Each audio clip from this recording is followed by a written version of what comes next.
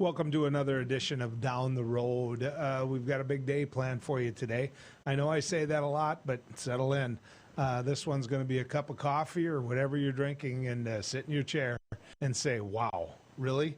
We're going to talk. We're going to head over to Minnesota. We're going to talk to their game and fish department, and wait till you hear what's happening out on Minnesota lakes. It's just going to leave you scratching your head. I promise you. But before all of that, the big news here in North Dakota heading into the weekend is the fact that the governor of the great state of North Dakota went up to Williston.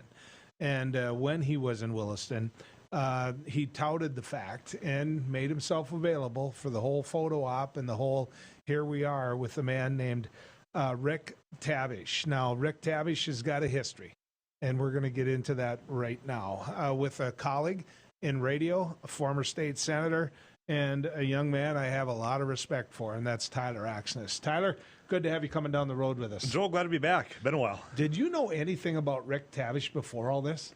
I did not. I did not. But when the press release that was quite frankly put out by the governor's office rolls out, it didn't take long for people to connect those dots and start making some phone calls. And the reason why I was fresh in people's minds because it was just 2 weeks ago that story out of Las Vegas about Rick Tabish, a number of other people out of Las Vegas, was on Dateline NBC and about the allegations, about the convictions that were upheld. There's a history here, and people are wondering why the governor of North Dakota is hosting photo ops with an individual with that sort of a rap sheet is the questions that I was getting. 2 seconds. I mean, that boom, boom, boom, boom. You do the Google, right, whatever search engine you have, and you type in Rick Tabish, and it just blows up.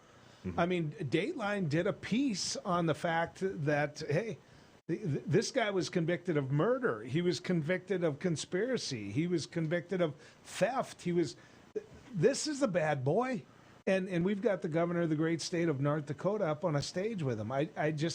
I don't get this one, Tyler. Yeah, well, and I don't know if they didn't take the moment to do the Google or to have someone in the staff watch the Dateline NBC prior to having this photo op, but I can tell you that since it's been noticed, since others in the media had certainly gone out and did the research, they're starting to try to cover and put an effort into saying, well, look, we're aware of this. The guy's been doing business in the state now for 10 years. We don't know of any incidences in that time. There's an effort to just try to get everybody to let this go, move on because of, we got $2 billion here. Let's talk about the investment. Let's talk about this new building that's going to be built by this individual. The effort that's been put into trying to clean up this photo opportunity with the governor, there's been more effort done there than there was ever in an attempt to make sure that the $200 million that was going to be utilized for rental assistance actually got the word out and got people the assistance they need. And that tells me that this one really hits close to home. I think they're embarrassed.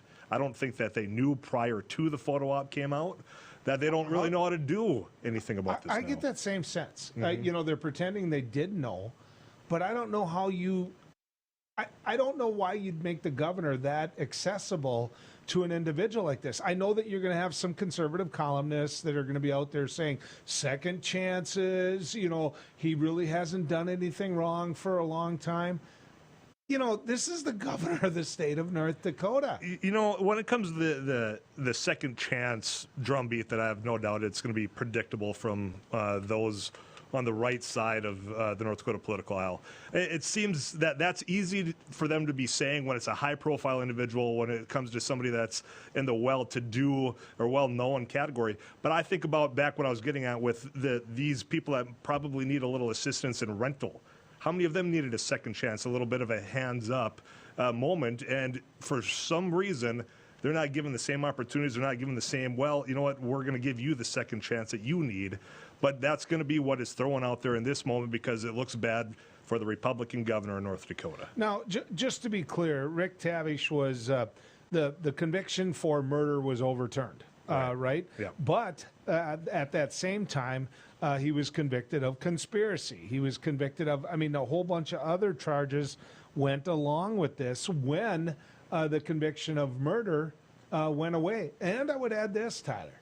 I think it's incumbent upon everybody, knowing what role he's going to play in North Dakota, to watch the Dateline piece, because the Dateline piece leaves you with question marks. It really does. Yeah, and it aired 2 weeks ago. This isn't something that people had to dive into the archives very far back for. They just did an updated piece because of some of the changes, as you say, an overturn of the murder. Other of those convictions upheld. There's the story, you just have to take, it's an hour and a half of Dateline NBC. They did all the digging. I know that the Las Vegas newspapers down there have as well. And it took a photo op here in North Dakota, I guess, for some of the journalists to find out more about who we're inviting in to do a $2 billion project. You know, and this goes into the questions that I think some people have just in the concept of what the project actually is. When it comes to cryptocurrency, the secrecy, the players that are involved in that, not a lot of people are quite comfortable yet with some of just that industry. And I think this adds to some of the, well, should North Dakota's governor be doing photo ops, pushing an industry that isn't solidified yet? I just want to tell the audience a couple of things. You know, cryptocurrency. Many of you have looked at this and you've raised the question, okay, what is it? Is it real? Is it not? Well, I think those questions are real. And I don't know the answer. I can tell you that. You know, maybe someday we'll be looking at this and looking at footage and saying, boy, Heitkamp didn't even have a clue what was coming. But you don't know the value of it. I mean, you don't know the value of cryptocurrency as we talk right now. It can be here, then it can be there, it could be anywhere. And so cryptocurrency is just exactly that. It's something that is being used as an alternative to cash, to money. Well, I would argue money's treating me just fine when I have it.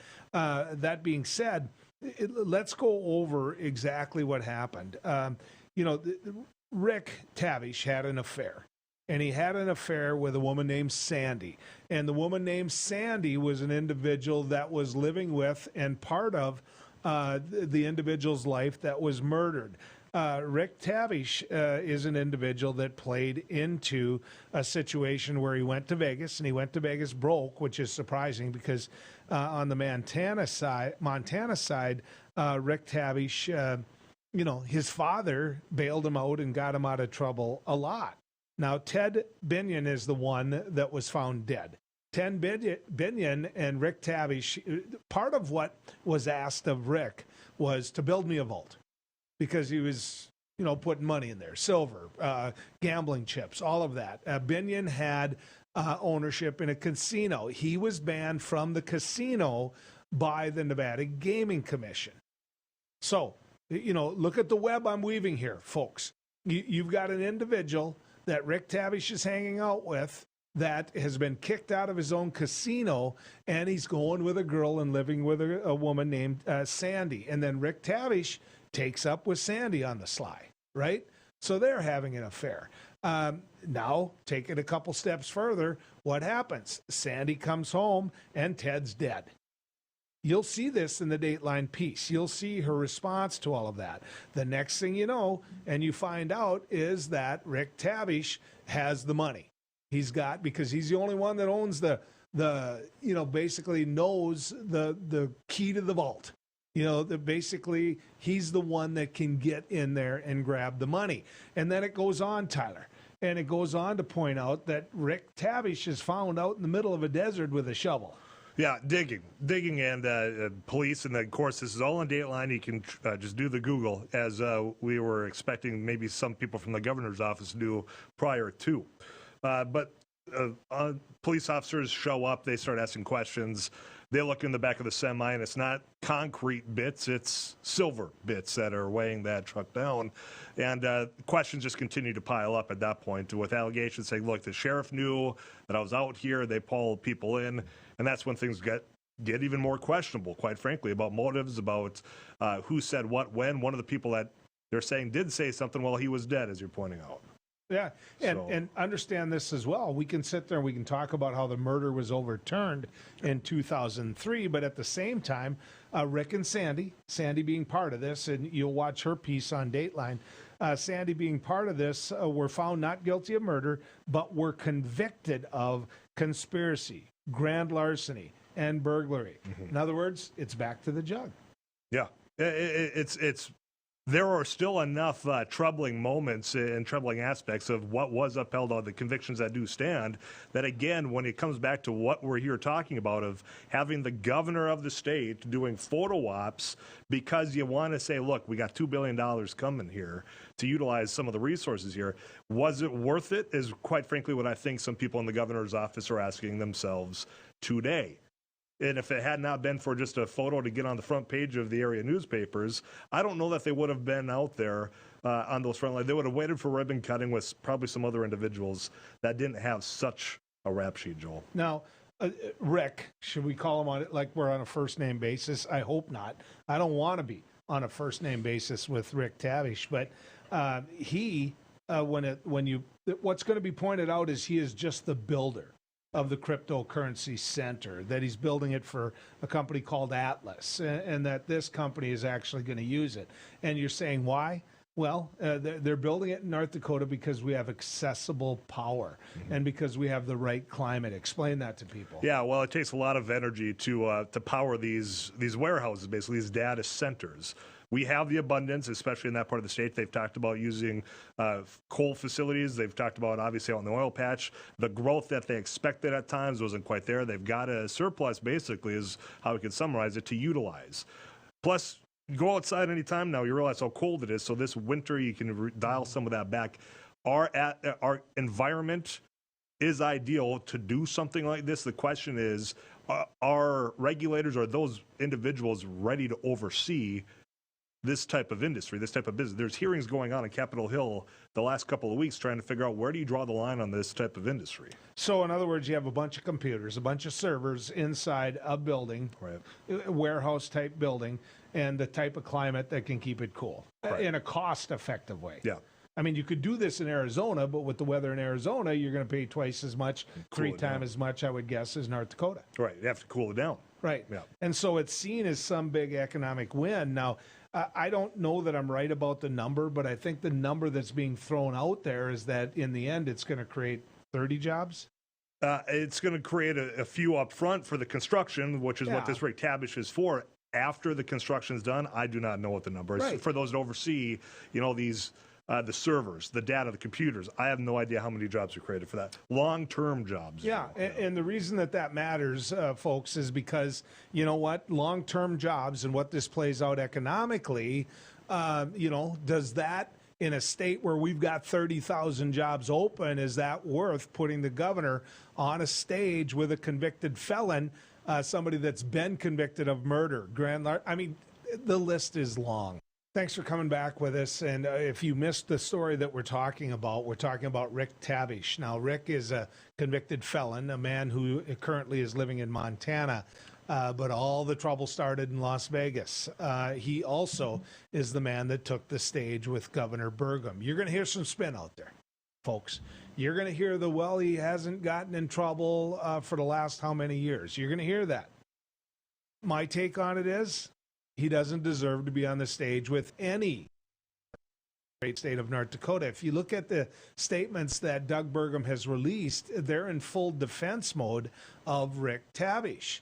Now, Rick Tabish has been convicted of pretty much every crime you can possibly get. Burglary, grand larceny. It goes on, weapons charges, all of these things, and before that, extortion. So here we are, right? He was convicted of murder, got out.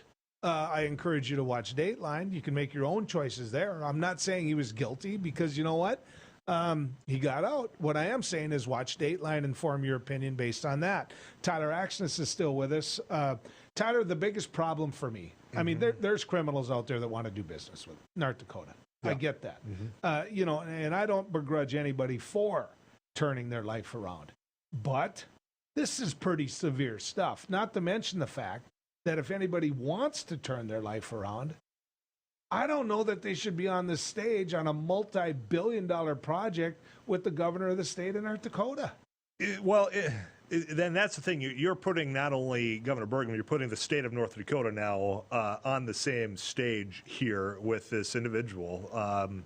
And visiting with people that I know out in that part of the state, they aren't as eager to have this happening in their back, that not in my backyard mentality. They didn't want their names associated with some of this because of what they know about, the individual. They didn't want it, yet our governor, that is of the entire state of North Dakota, putting our name behind it, was on, that photo op to say, welcome.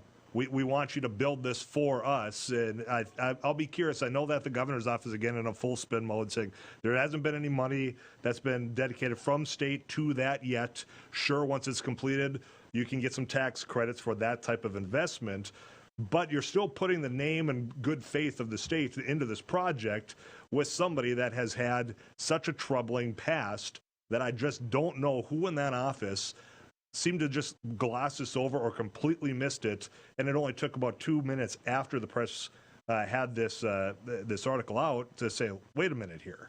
Is this really what you want, Doug? Is this really what you want for the state of North Dakota's appearance on a national scale? This is one of those. There has been movies made, there's been Dateline, there's been books about what happened in Vegas, and right now you just put that on the stage right next to the state of North Dakota. Well, that's the point. I mean, that's the overall point. You made an excellent correlation and point earlier, which was, look, legislators from both sides of the aisle were mad when Governor Burgum sent the money back that the federal government sent for rental assistance.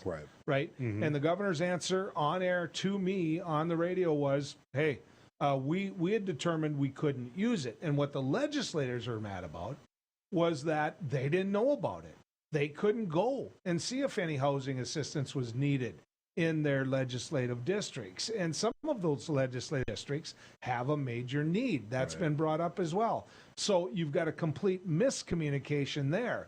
Now you've got the governor of the state of North Dakota completely communicating about how he knew everything about Rick Tabish, but he's been behaving for some years. And so, let's basically, they're sticking up for him, Tyler. Joel, it comes down to priorities, it comes down to effort. And, from all things that I've watched, when you have people on the housing side, let's forget about the legislators, let's talk about the people, the boots on the ground that are out there visiting with the people, the individuals. We're talking about the 88-year-old grandmother who's a widower that could have had that assistance because she's living off Social Security. You're talking about people that are trying to get a second chance because they just got out of prison. There was no effort that I could see from this office of Doug Burgum's to go out there, put the priorities into those people that need a second chance to stay in a house in North Dakota, people that pay taxes in North Dakota, people that call it home. The effort wasn't there. But when it's an effort and there's an opportunity to get that front page news saying, hey, we got $2 billion in investment coming for an industry that we don't quite know how is going to benefit, aside from some temporary jobs, the state of North Dakota. But it feels good to be on that front page. God, it feels good to have those the cameras on and to get the credit for the little bit of effort to make sure that everybody knew about what was coming instead of putting an effort into those that have already been here. I mean, the separation between the effort for those that are on that bottom end versus those that, God, I can't wait to, be bumping elbows at the nightclub out in Montana or up in the cabin up in the mountains out in Yellowstone, whatever it is. That urge, the wanting to be accepted out there seems to have been the priority right now for this administration. One of the things they talked about with Tabish was the fact that he had a competitor out there. And he and some guys, all of a sudden the competitor is being encouraged not to compete. That was being discussed. The guy got a whooping. And now there's those issues, whether it was Tabish, whether he was there, here's my point. You and I are Democrats. I realize that. We're out there trying to do things like get that money moving for rental assistance. I get that's why both of us ran for legislative office. But ask yourself this. The conservative media in the state of North Dakota, if this was a Democratic governor and the Democratic governor put the Great Seal of North Dakota behind this type of operator, what would happen to that Democratic governor? Blasted all over, up and down every media outlet that they have. Not just a 2-day story, not just a 3-day. It would be for the entirety of the election cycle, whether they were on the ballot or not, because it wouldn't just be tied to that governor. It would be tied to every single other person running for office. I mean, that's the reality of it. We watched it. We watched it play out when it comes to Kent, Byron, and Earl, who are a long-term delegation here. I mean, I worked for Byron Dorgan for a while before he retired, and I was trying to think about on the field staff here. Somebody picked up the phone and said, we've got this opportunity. We'd love to have Senator Dorgan be there. We did the research to figure out, who was going to be around, what did this mean for the state of North Dakota, all of that. That's basics of being just a part of the office, part of the staff. And that wasn't done, apparently, or if it was, somebody just looked it over, said no big deal here in the governor's office. They want it to go away. I think that's apparent by the communications from the office since we've all been discussing this, whether it's in the newspaper, on radio, now on Beck TV. And I don't know that this is a story that just up and goes away when you got people on the ground that don't necessarily want that type of behavior, whether that was 10 years ago or 10 days ago, operating in their backyard. He was digging. Mm-hmm. He went into the vault that he knew the combination to. He grabbed what was in that vault. And the next thing you know, because there hasn't been a determination whether or not that this was murder, they thought it was a drug overdose on Binion. Mm-hmm. Then the next thing you know, all that stuff is out of there, and he's out in the middle of the desert with a shovel. Mm-hmm. I mean, you don't have to be Dick Tracy here. Well, and again, watch the Dateline. I mean, the story changed about 3 different times on scene while the digging was ongoing, Joel. There's a reason why there's still questions to be had about that incident. There's questions to be had how the governor ended up in a photo op and said, come to North Dakota. We'd love to do business with you. Okay, folks, and thank you, Tyler. Yeah. Thanks for coming on. I just want to throw this at you. Your reputation. You folks that are sitting there watching this, one of the things that matters the most to you, no matter what party you're from, whether you're an independent, whether you're conservative, whether you're progressive, forget all that. The one thing that you have as North Dakotans is your handshake, is your reputation, is your family, right? That's what you have. What I want you to ask yourself is whether or not you would put your name behind Rick Tabish, because the governor just put the state of North Dakota's.